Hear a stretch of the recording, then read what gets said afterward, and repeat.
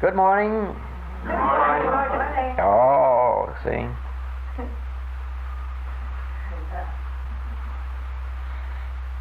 That is a greeting that goes out to our friends wherever they may be listening in.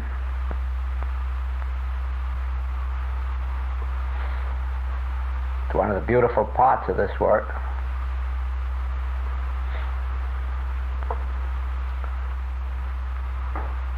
So many of our students are personally acquainted with each other, and those that aren't know this feeling of harmony, of unity that exists between all of us. And there is a specific reason why not only there can be, but why there must continue to be this harmony and this unity between students of the Infinite Way. First place, our relationship with each other is purely voluntary. Nobody is brought in by influence. Nobody is advertised for. Each one comes of their own accord, stays as long as they want, goes if or when they desire. And so we are free. Because we are free, we can love each other. If we were bound to each other by material ties of any nature, those material ties would soon begin to irk. It really doesn't make any difference whether we're bound together by ties of membership or blood or marriage. As long as the tie is a material one, it will irk.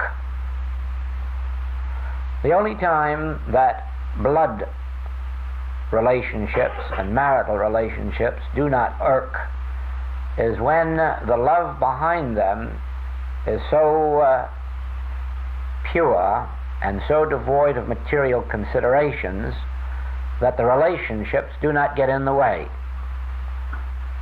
But without that, the material tie will prove to be a noose.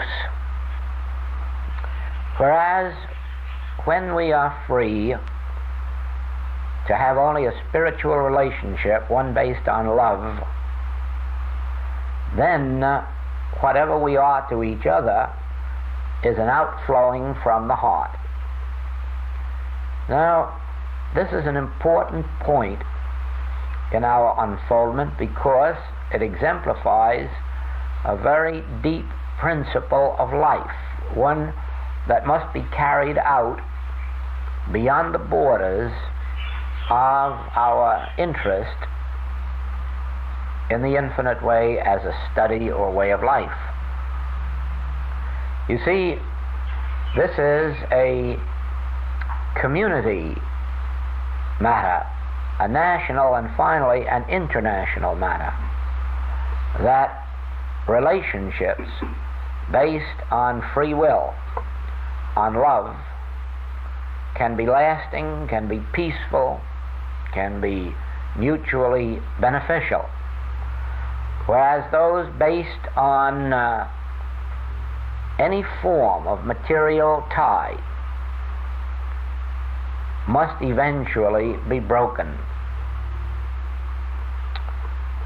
We speak in these days of peace on earth because peace has been so absent from the scene. And peace on earth can be established by us in our own relationships, and then finally revealed nationally and internationally. Now watch this principle in operation. When your relationship, let us begin it in this room, when our relationship with each other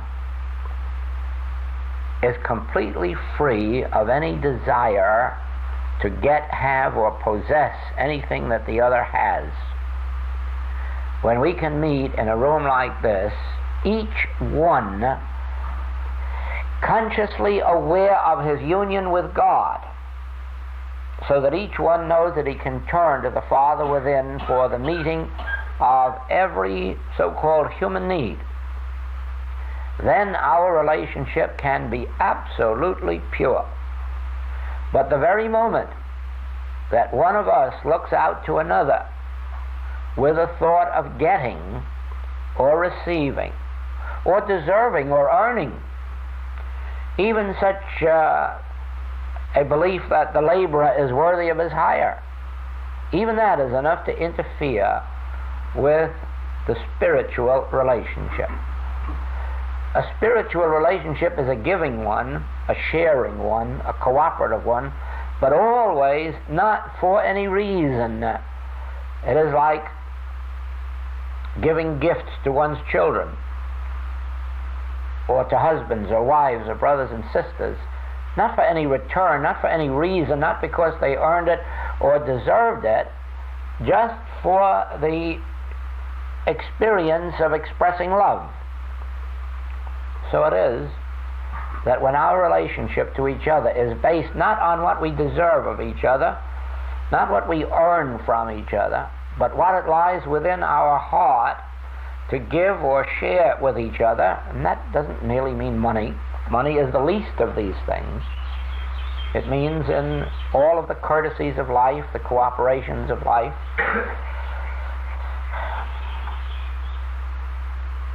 forgiveness, understanding, mutuality, helpfulness, and so forth. Then and then only can a relationship like this be perpetuated. But now, as we go out into our family lives, the same situation develops. The very moment we do anything in our family lives, because it's either a legal obligation or a moral obligation, in that moment the material tie begins to irk. It is only when whatever we do is a pure gift of the Spirit, a pure offering of ourselves, without any sense of whether it's demanded of us, expected of us, whether it's been earned or deserved, then only is the relationship one of a pure love. The same is true in employment.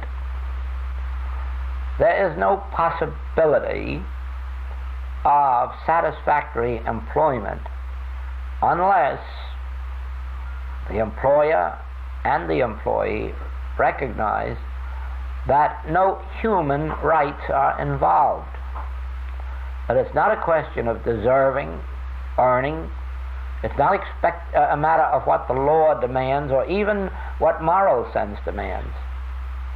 It means only what is the free outpouring of love. And you say that might be a difficult thing in business, but it isn't. It really isn't. It is undoubtedly in these larger industries that are controlled by unions, where you daren't even be good if it means being good where goodness is called for. In other words, no human relationship or divine may come into the relationship of most corporation and union relationships, for the simple reason that it isn't tolerated, and no experiences to show that all that is demanded is a fulfilling of the letter of the law, and when one would go beyond that, there is a suspicion, and sometimes a strike takes place, as took place in the city of New York, when one man was retiring from business, and one of his men, who had been with him 35 years, had worked his way up to being not only the assistant, but actually ran the business. When the man sold the business, he presented this man with a check for $5,000 out of the proceeds of the sale, and the help were called out on strike. The case went to court, and the court finally decided that the employer was in the wrong. He had no right to give his good employee $5,000, not unless he were willing to give it to every employee in the place. But if he weren't, then nobody could get it. Now, that's what I mean by the fact that it may be difficult in that kind of an atmosphere to let oneself go. And even then, probably ways could be found. But aside from such things, the individual is concerned mostly with the outpouring of himself or the Spirit through him, and of course always this is the major point, without any thought of the return, without any thought of deserving, earning, being worthy of. Eventually that will be the relationship established on earth, because if it can be successfully experienced by the smallest group on earth, it can be experienced worldwide when the principle behind it is made evident. Now, the principle behind it is the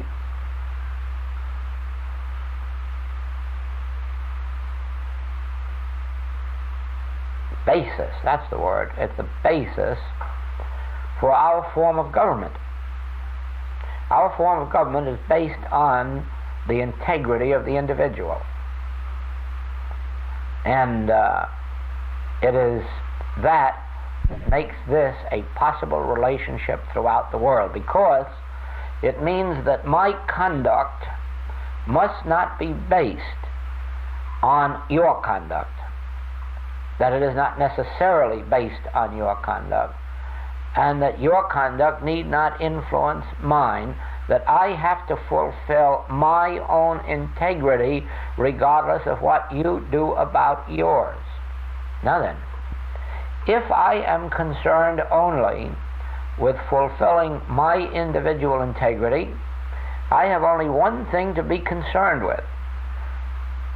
And again, in this room, it is my relationship to you.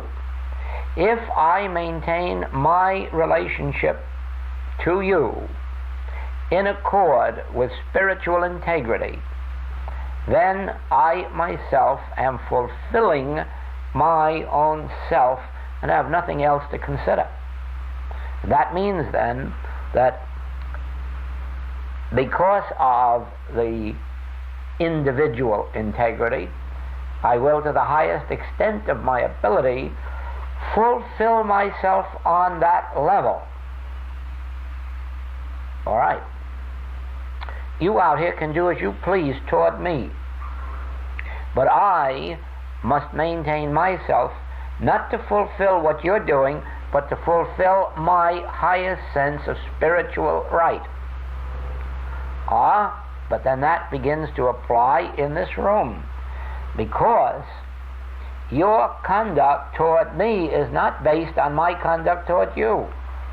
You have no right to take into consideration what my conduct is. You have only to take into consideration what your sense of integrity is to yourself, so that you fulfill your own sense of integrity regardless of how much I may deserve it or not deserve it.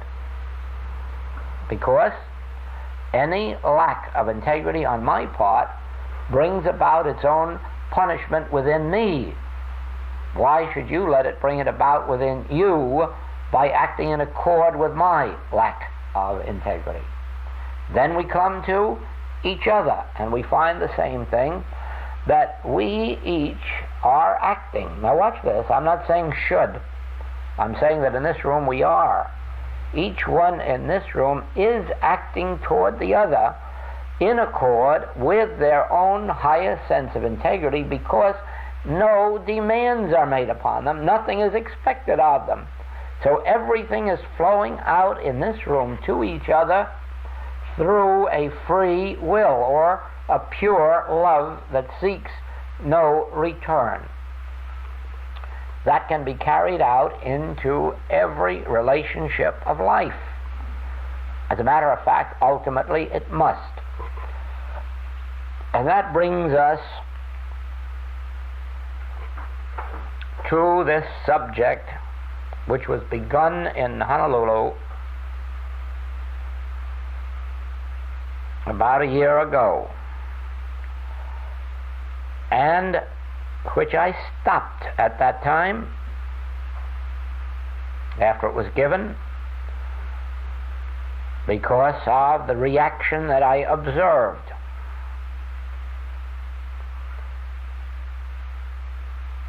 And I said then that I would not continue it until I had the solution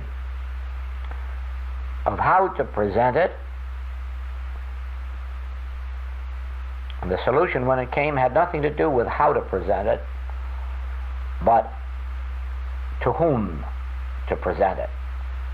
Because I found that the human world does not want it and cannot accept it, and so it must be given first to those of the more fully developed consciousness, and then gradually through them stepped down until it is possible for the world to accept it. And that subject is cosmic law. Now, there is no literature in the world on the subject of cosmic law.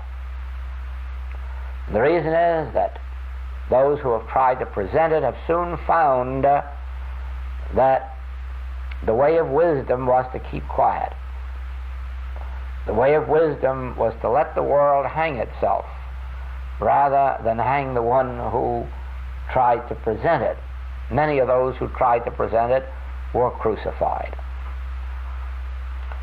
But that doesn't mean that it shouldn't be presented. It means that it should be presented in accord with divine wisdom. And then the Master gave it to us in being pure, but wise as the serpent.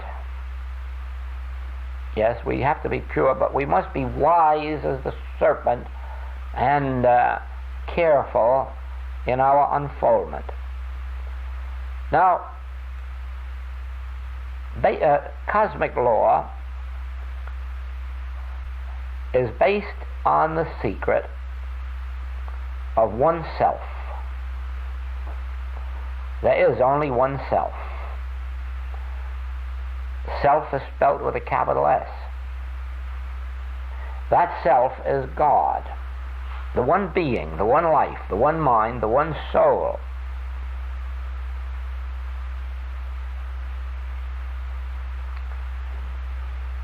As we look about this room, we are seeing that self infinitely expressing itself as children of God, as offspring of the One. But in just the same way that if we had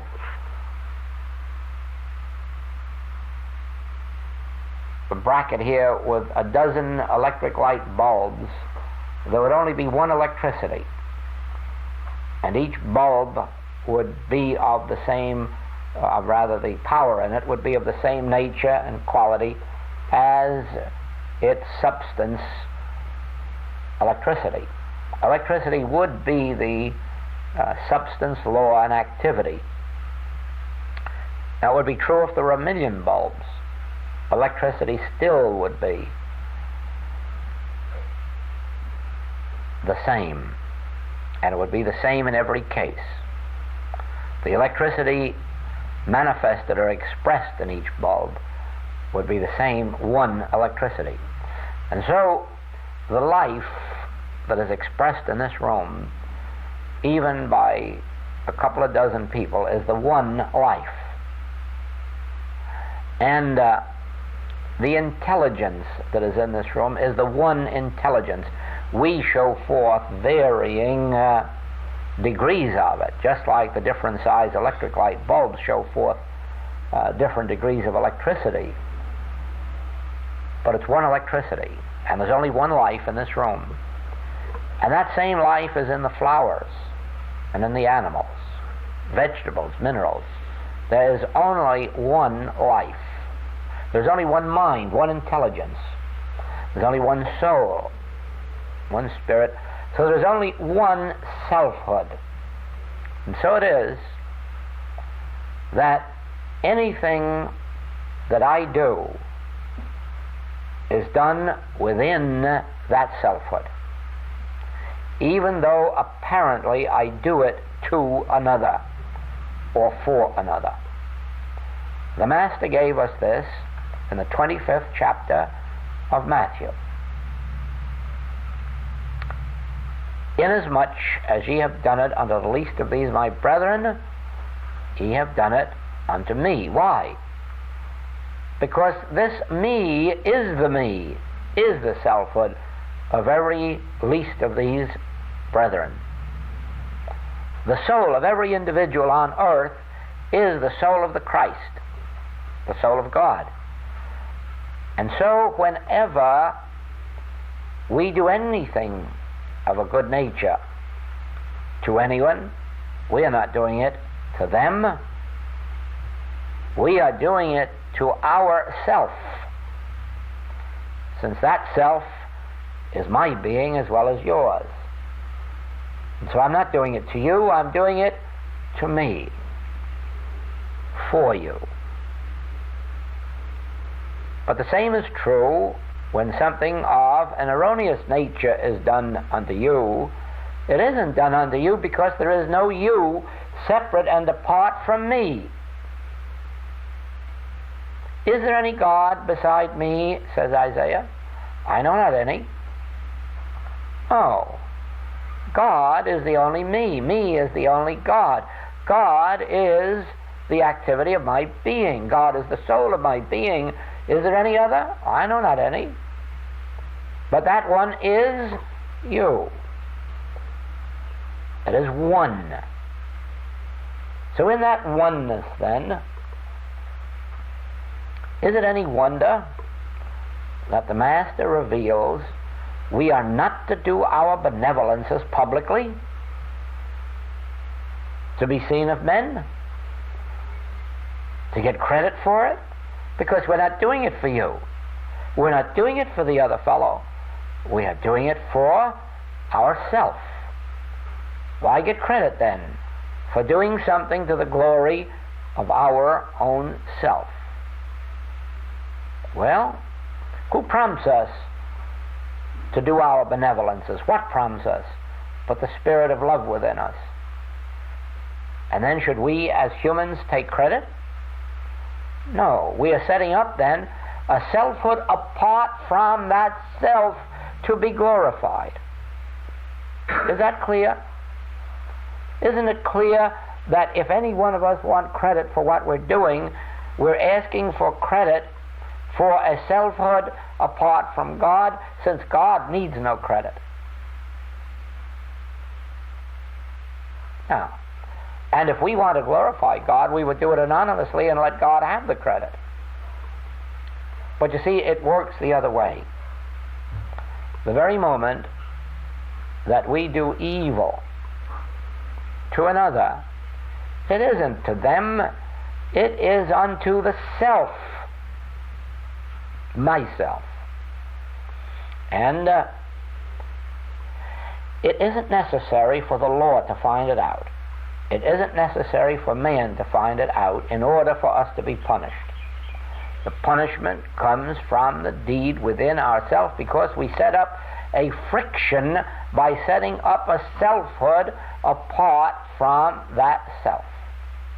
The moment we have thought we've done harm to another, we have set up another to do the harm to. We've set up a selfhood apart from God. Whereas, supposing we could accept this revelation of cosmic law and say, true, there is but one self, and then go out and do injury to someone knowing that we are doing it to ourselves, could it be done?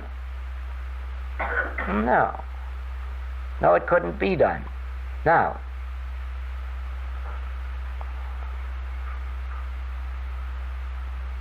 it is an important point for us because at this stage of our unfoldment we must understand why neither credit nor blame should attach itself to us or to another. The credit belongs to that impulse which brought forth the good deed. The discredit belongs to the ignorance of this fact, of this truth. It is only our ignorance of this truth that would permit us to do a misdeed. And so all responsibility is on this ignorance. Not that the punishment is any less because we did it ignorantly. The punishment is there and will be there, but it absolves us at least from indulging condemnation, either self-condemnation or condemnation of another.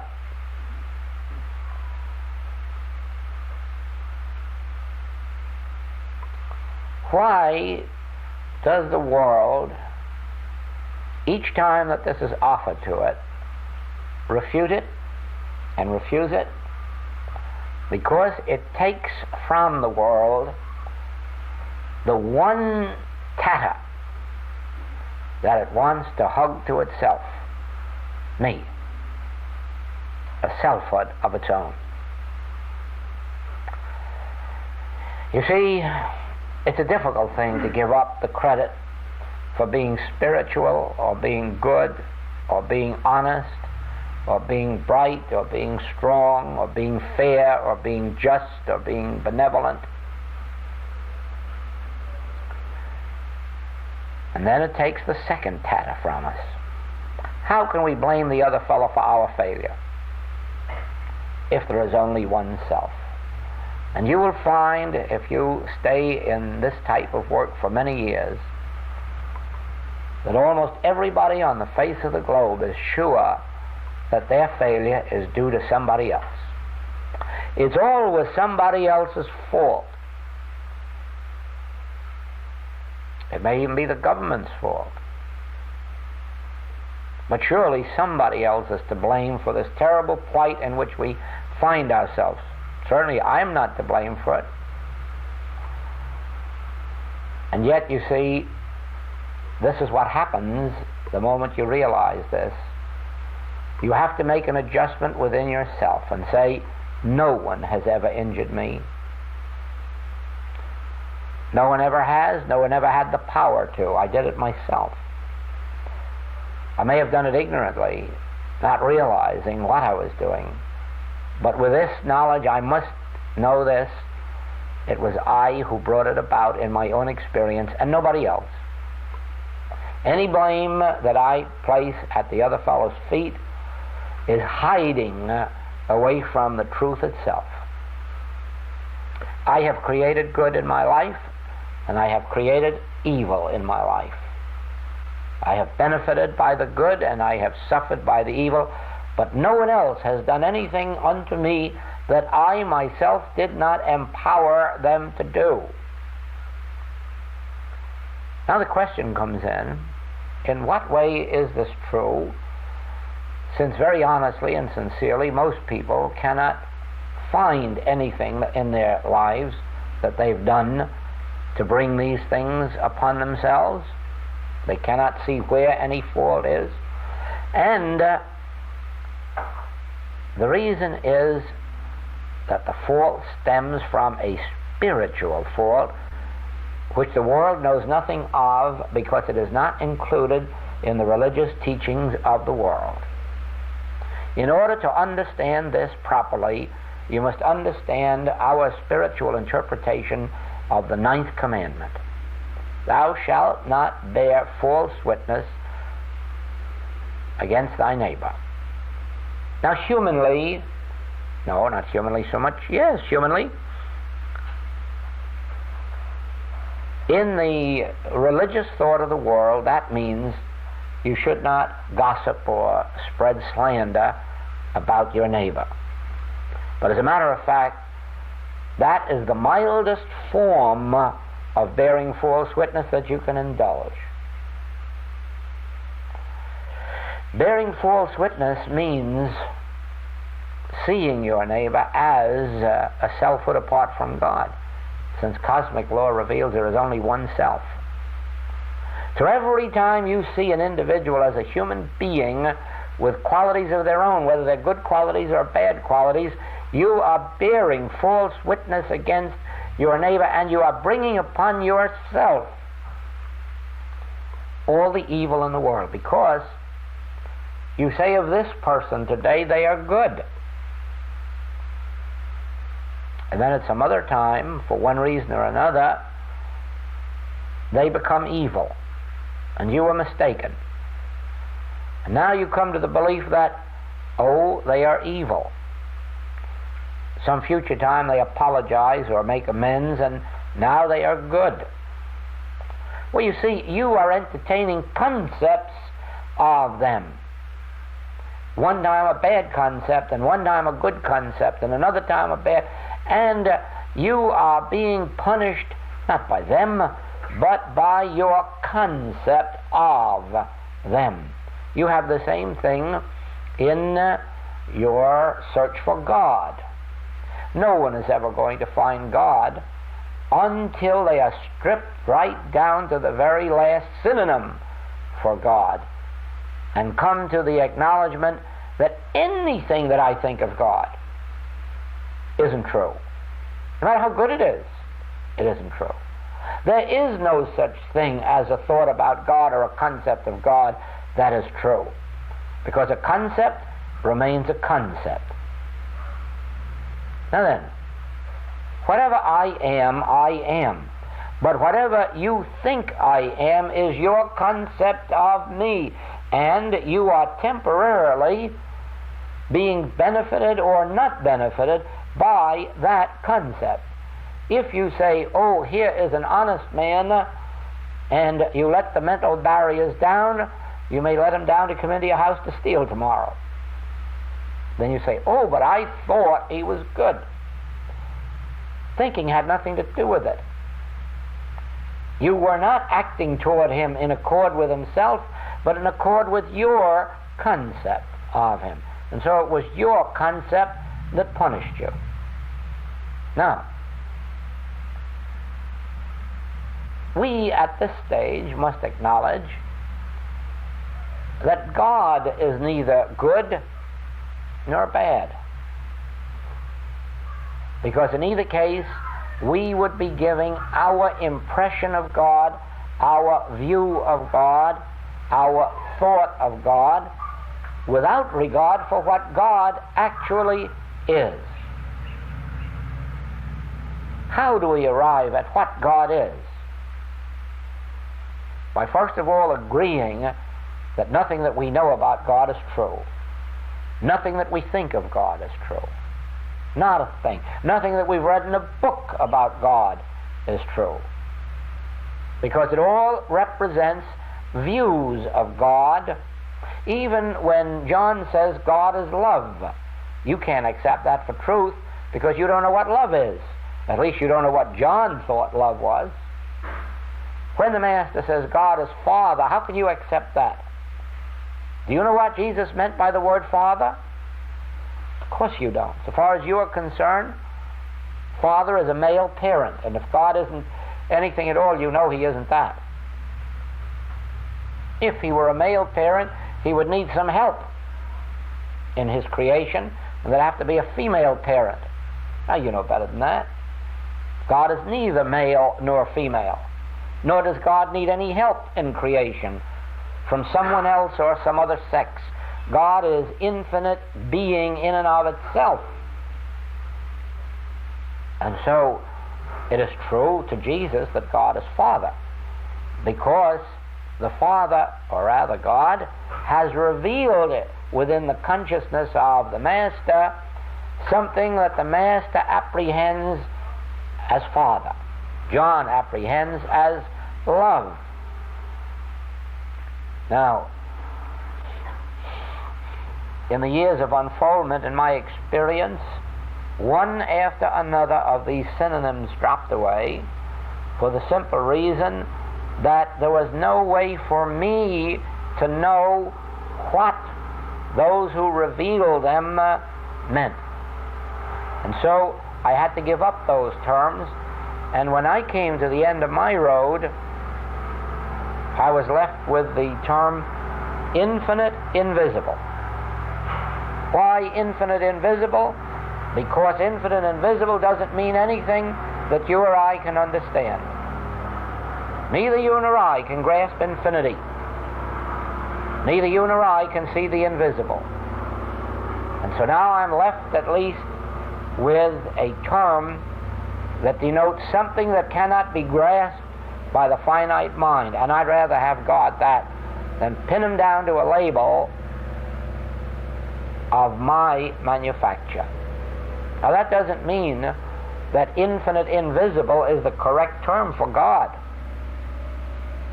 It only means that so far as I am concerned, it gives me a term that I cannot understand, and that satisfies me. Because if I could understand it, it would be within the range of human comprehension, and I don't want that kind of a God. With you, it will be something else. Now, in the working out of this, it brought forth another great truth. That I did not know you. I did not know man. I did not know my patients. And that was a difficult thing because I was supposed to be helping them, healing them, teaching them, saving them. And yet I didn't even know them, because what I see of you isn't you. What I see of you is body. And not even body. Again, just a concept of body.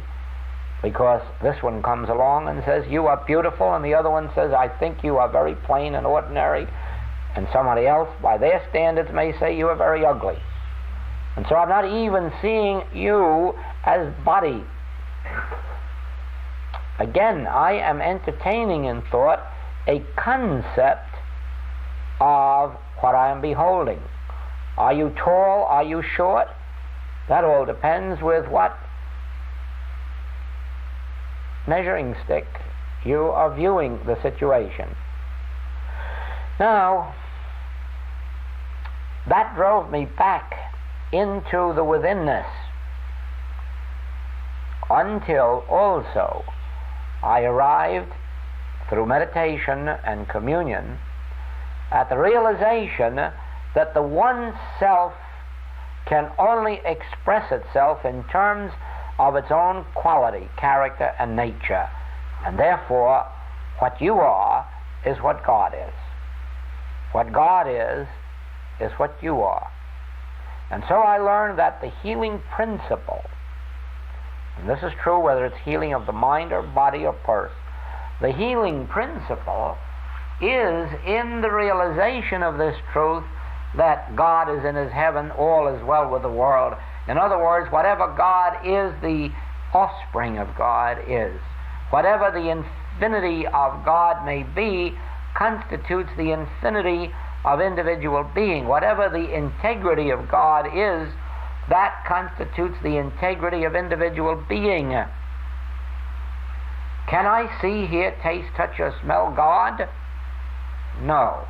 Then neither can I see, hear, taste, touch, or smell you. Now we come to the wisdom. Now we come to the spiritual revelation.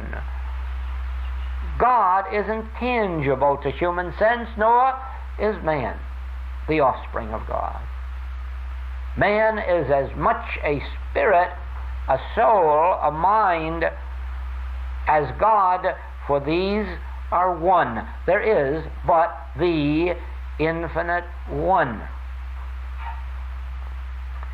If that selfhood then constitutes my being, everything that touches my life does so because of some concept that I entertain about God appearing as me or God appearing as you.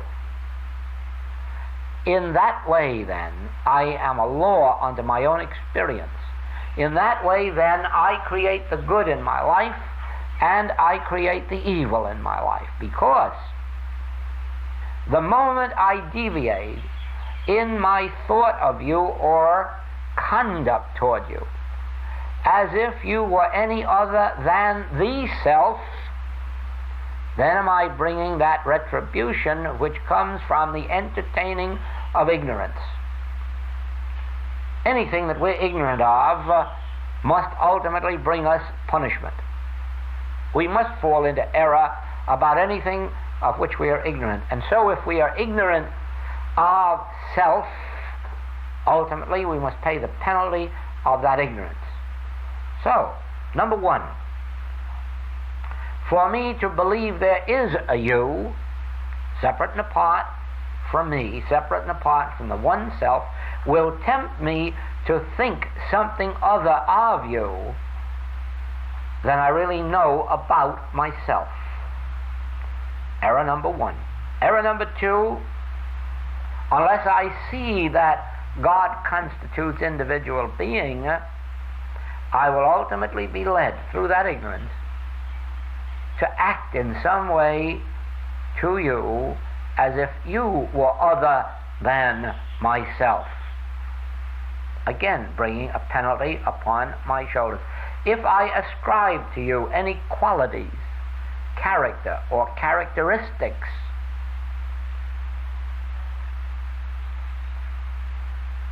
which are not a part of the Godhead, I am thereby declaring a selfhood apart from God and setting up my own retribution. Now do you see why I say that the world cannot accept this? Because it is hiding behind the fact that it wants all the credit for the good that it does, and it wants to blame the other fellow for all the evil that befalls him, and that is not easily given up. You will find that when you begin to put this into practice in your own experience, you won't find it easy either. And you are further along the spiritual path than those who might hear this for the first time and be shocked out of their skin, because they can quickly tell you of how the depression broke them and they've never recovered from it. But they're not able to tell you of how many also were broke by the depression and got over it beautifully.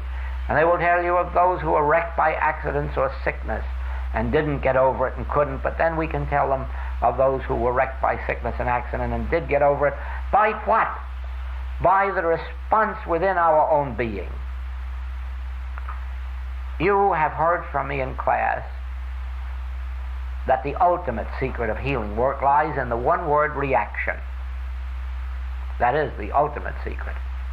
And it means this,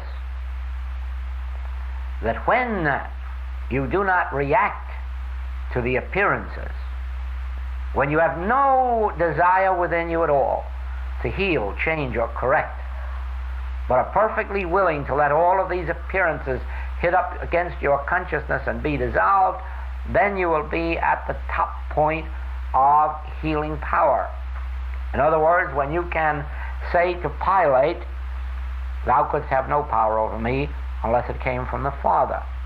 When you can say to cancer, consumption, and polio, "Thou couldst have no power in this world unless somebody were foolish enough to give it to you, since all the power there is in the world is in and of God." When your reaction is that, then are you doing the ultimate in healing work? But that brings us right back to the one self again.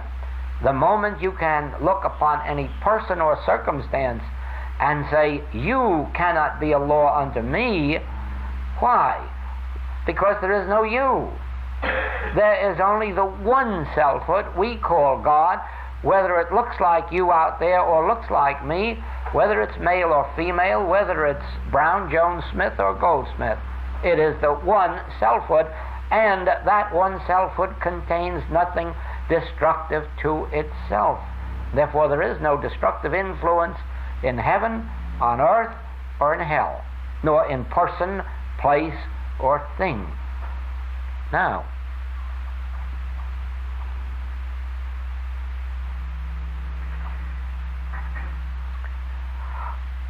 when it begins to dawn in your consciousness, well, you might study that 25th chapter of Matthew. I think it begins with verse 31. And perceive the nature of that unfoldment. I was in prison and ye comforted me, visited me. I was sick and ye comforted me. I was naked and ye clothed me. I was hungry and ye fed me. When, Lord, saw we thee and hungered and fed thee? When saw we thee naked and clothed thee? When saw we thee in prison? When saw we thee, Lord, in prison? When were you in prison, Jesus? Inasmuch as ye have done it unto the least of these my brethren, ye have done it unto me, because there is but this one me. And then you go down into that second part and see that I was sick and ye did not comfort me. I was in prison and ye did not visit me. I was an hungered and ye did not feed me. Oh, heavens, that couldn't have been. We've been sitting at your feet ever since we know you. Oh, no. Oh, no. Yes, you were sitting at the feet of Jesus, but what were you doing about Judas? Or John or James or Mary?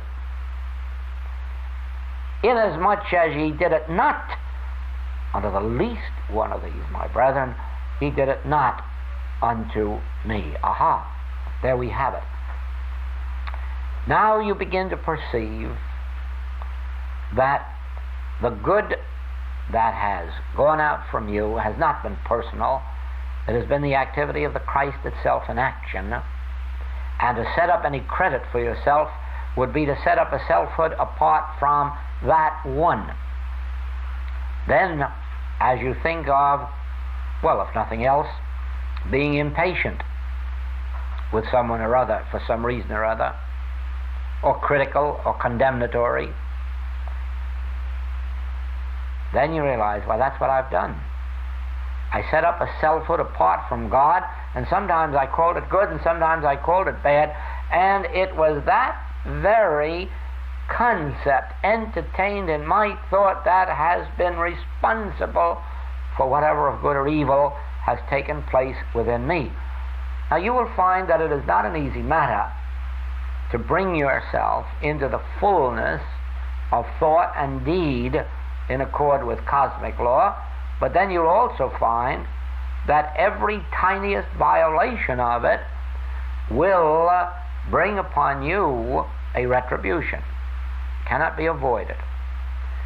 You might at this moment say, I hear the question right out there,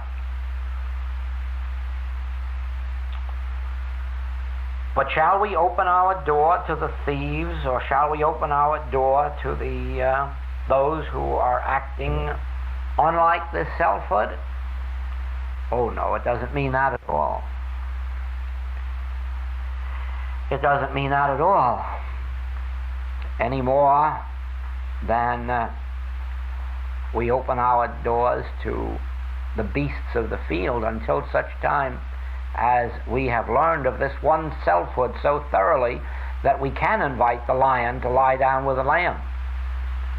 Unless we are so sure of ourselves and of our understanding that God is individual being, we must not invite the lion to lie down with the lamb, because we may be doing a disservice to the lamb. And so it is that unless we are so certain of having attained the full Christ consciousness that we see only God, it isn't wise to open ourselves to the experience of those people who have not yet realized their true identity.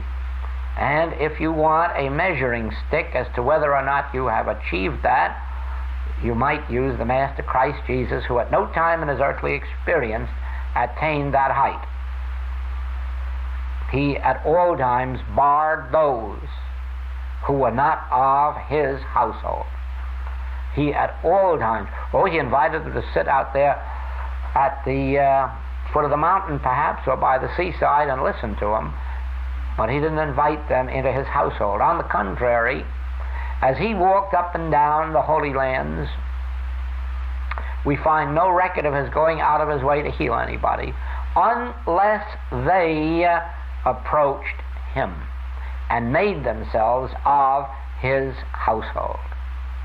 Oh no, he did not come to the scribes and the Pharisees. He did not go to the Roman soldiers to carry his message. Oh no, he didn't do that. He carried his message where there was some degree of receptivity to the spiritual impulse. Now, in the same way, there are all states and stages of consciousness. The Master describes them as fertile soil, barren soil, rocky soil. And he is very clear that your seeds of truth will not get very far with rocky soil. And with barren soil, it may possibly bear a little fruit for a while, but the very first wind that comes, or heat, or cold, will destroy it. And so it is that he recommends that you confine your sowing to spiritual soil, fertile soil. So it is with us. There is a world outside clamoring for what it calls peace, safety, security, harmony, but it really doesn't want it. There are thousands who come to us who do not want what we have. Not any more than the world does. The world wants, well, it wants to eat its pie and have it too. The world wants peace at somebody else's expense. It wants prosperity regardless of whose expense.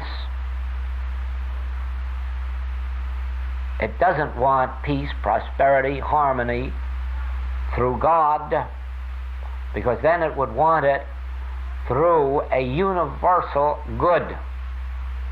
Oh, no, no, no, no. When it thinks in terms of its crops, it isn't thinking in terms of the nations who haven't any crops, but of how to manipulate it most profitably. And so it is when we're dealing with these other things. Now, our work must be freely given where there is the evidence that it is seeking the true peace, the true harmony. When someone calls upon me for help in this union corporation work, the very first question that is asked is, are you actually seeking a solution satisfactory to yourself, or are you sure that you will accept a solution mutually satisfactory to the other side? And in every case where I have been called upon, it was only by those few who said, certainly, you don't think that I expect you can go to God and get a selfish gain. And that is why in each case we have had a good result. They were not seeking merely a contract in accord with their own sense. They were seeking a contract that had mutual good. Well, of course, that is probably why there aren't more unions or corporations seeking this kind of help, because that isn't the kind of help they are seeking. Certainly, we know that the sick are crying out, heal us. What do they mean by that? Heal the body. Don't touch us. Don't make us give up. Oh, no, no, no. Don't do anything to disturb our baseball games and football games and television shows and whatnot. No, no, no. Don't touch any of that. Just heal the body. Take away the pain. Give us more time for pleasure. That is why this work is not Never was, even under the Master, a universal work. Everybody wants the fruit of the Spirit as long as they can have it without the Spirit. Now, it won't work with our work. We can't go into hospitals and just empty them out. We can't go into prisons and empty them out. Why? Because the people there are of a state of consciousness that brought them there.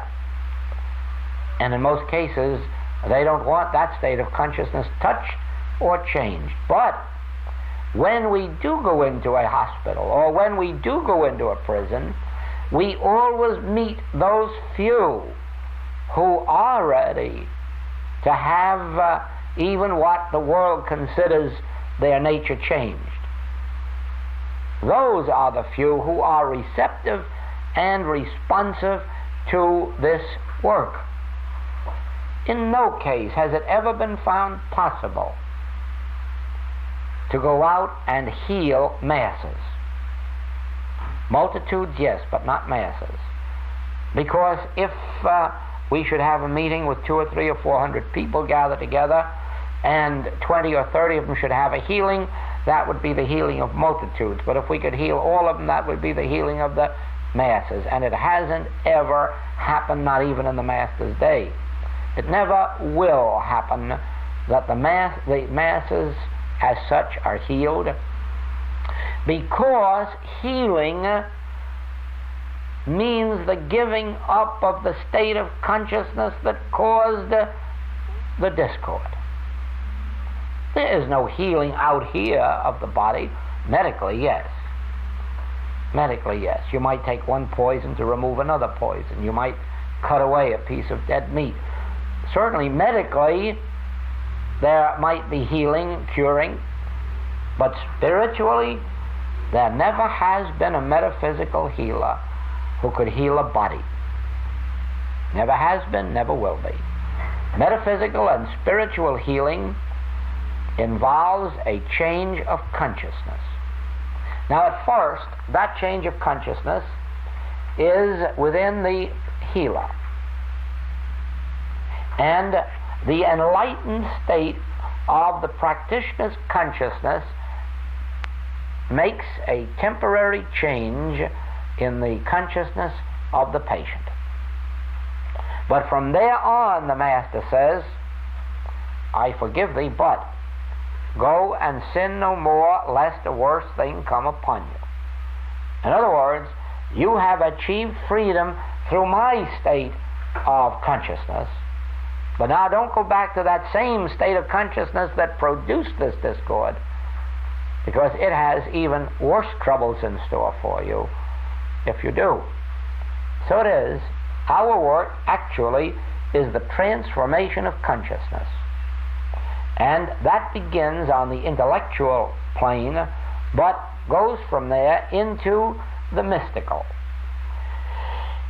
In beginning at the intellectual plane, it says this: 9/10 of all your discords and inharmonies stem from spiritual ignorance. It comes from the fact that you believe you have a life of your own, a mind of your own, a being of your own, a body of your own, whereas there is but one self, and that one is God.